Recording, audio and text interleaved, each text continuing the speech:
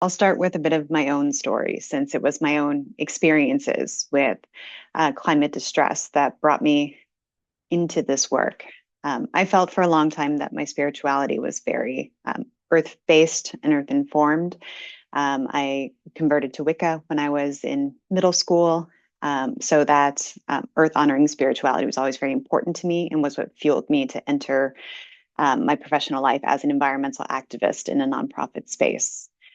I was working in the Brazilian Amazon, and I made it about 2 years with a small scale nonprofit that I started with a group of friends before that project fell apart and I burned out.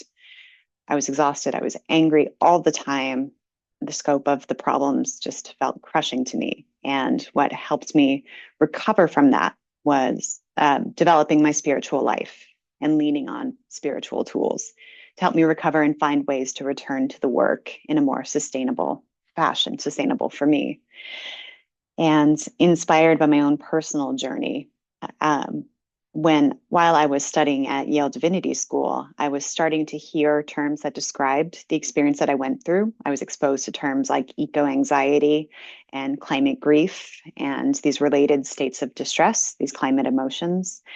So when I stepped into this role at Water Spirit, it seemed very natural for me to bring this climate distress work, this climate emotions work into Water Spirit space. I saw the role for faith communities to step in and provide pastoral care for the climate crisis in particular.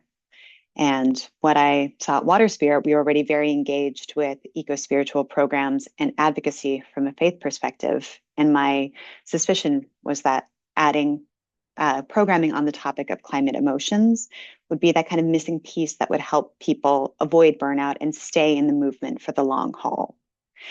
So we started it very much in the spirit of exploration. We started with a pilot program in 2019. We used the Good Grief Network's 10 steps method, which is informed both by the Alcoholics Anonymous methodology, 12 steps, and the work that reconnects. It's a peer-to-peer model, which fit very well with myself and my team. And since 2019, we've been hosting these 10-step eco-anxiety support groups, and we've just seen beautiful transformations happen. We've seen the importance of providing this safe sharing space where you can lay down your burdens with a supportive community of people who are engaging in deep listening, and how healing and comforting that is for so many people, so that they can then return to their work and their environmental work in particular in their day-to-day lives. From there, we've expanded beyond these 10-step groups to host climate cafes, to host informational sessions about climate emotions.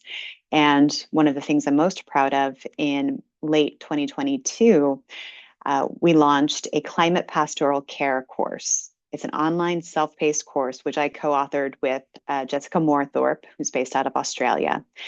And it's a comprehensive overview of the climate emotions, really with the intention of linking climate psychology with the Christian tradition, so that caregivers in Christian contexts can bring this information into their churches and become well-informed caregivers when they encounter people in their own communities experiencing climate distress.